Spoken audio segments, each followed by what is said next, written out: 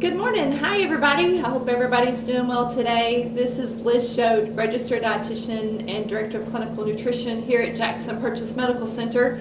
And today we're doing another lesson with Liz.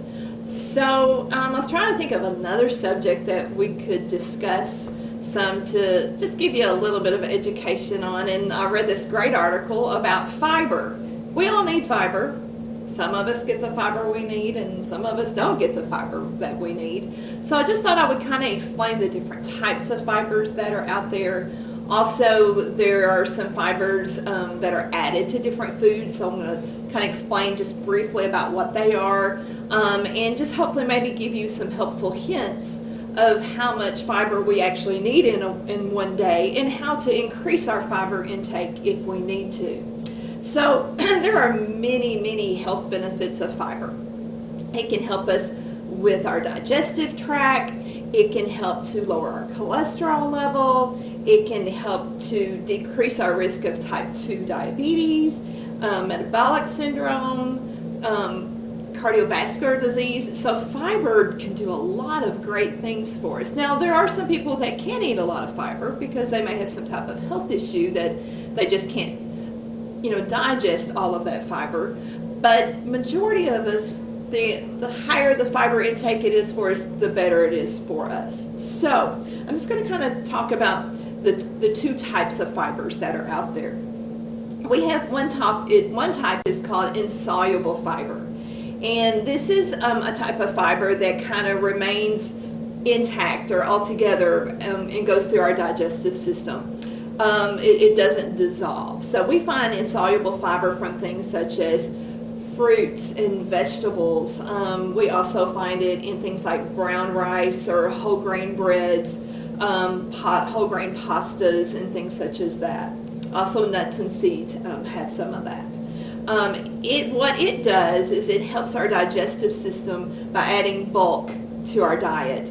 And so in adding bulk to our stool, and keeping things moving through our colon so we don't have constipation. So that's insoluble fiber.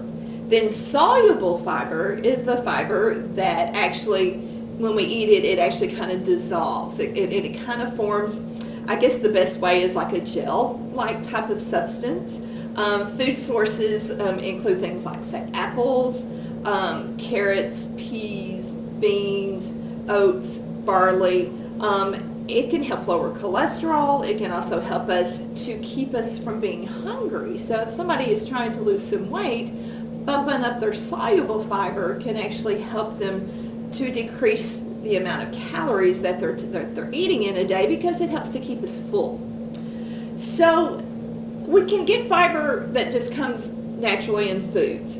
But there's also some fibers that are actually made from different products and can be added to different things. So I'm going to kind of talk real briefly about what those are because there's several of them and there are probably words that I don't even pronounce correctly, but I'm going to kind of tell you a little bit about those. And then we're going to talk about how much fiber that we actually need in one day. So these FDA approved fibers, some of them can be naturally occurring.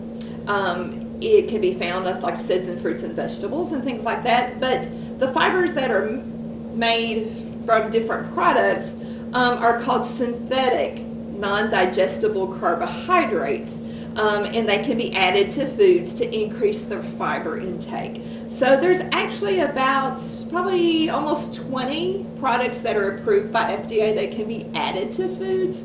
Some of those things, psyllium husk, that's like what's in, say, some of our fiber added types of products you can take out there.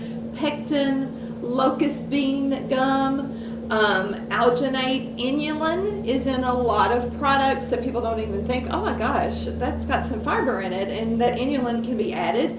Inulin can also cause some people to have, I wouldn't say some loose stools, but it definitely can do that with some people. Also, there's polydextrose, there's maltodextrin, or dextrin, and like I said, it's just some words that are really long words that we're like, where did those come from? But those are some of the kind of manufactured fibers that can be added to different foods. So how much do we need in a day? It's a good question. The USDA gives us a recommendation that for men younger than 50, you should have around 38 grams of fiber in a day, and for women under 50, you should have around 25 grams. For people who are above 50, for men it should be around 50 grams, and for women 30 grams. Well, that can be tough if you're not consciously aware of how can I add fiber to different things. So one thing that I always tell people about when you increase your fiber intake is you got to make sure that you're drinking plenty of water. Because if you're not drinking water when you increase your fiber, then you can become constipated. So it's very important that we bump that water up if we bump up that fiber intake. So how can we do that? So here's a product called Fiber, which a lot of people use Fiber. This has one of those products that is manufactured fiber.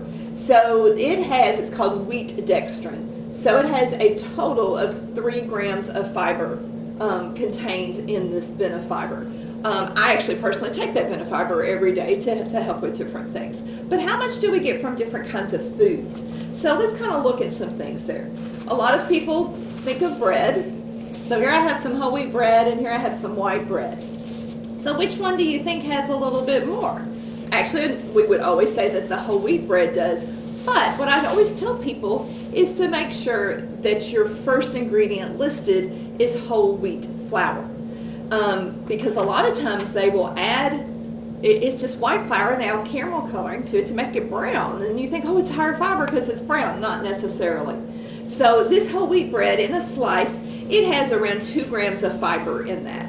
But this white bread, it has less than 1 gram. So you're really not getting any fiber from the white bread, okay? Fruits and vegetables, of course, are going to be a little bit higher in fiber content than, say, if you had a cooked vegetable.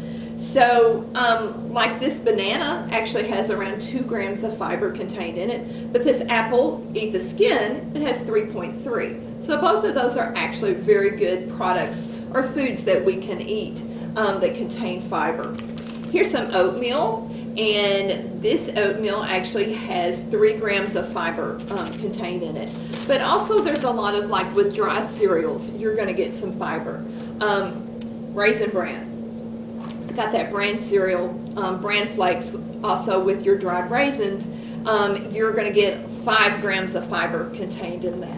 And here's some Special K, and there's not really any fiber in this one. So if you're trying to increase your fiber intake with your cereals, you need to read your labels, because like I said, the Special K, there's not any fiber in it, but the Raisin Bran has 5 grams of fiber. So getting fiber from different products like this, you may have to read a few labels. You may want to look some things up on the internet, or if you need some extra help with it, you can give me a call here at the hospital, and I'd be glad to send you a listing of different foods and how much fiber is contained in them. So I hope maybe you learned just a little bit today about how much fiber that we need and the different types of fibers that are out there. So I hope everybody has a great day today. If you have any kind of topic that you would like for us to talk about, please send it in to us on our Facebook site, and I hope everybody has a great and good nutrition day. Thanks for watching.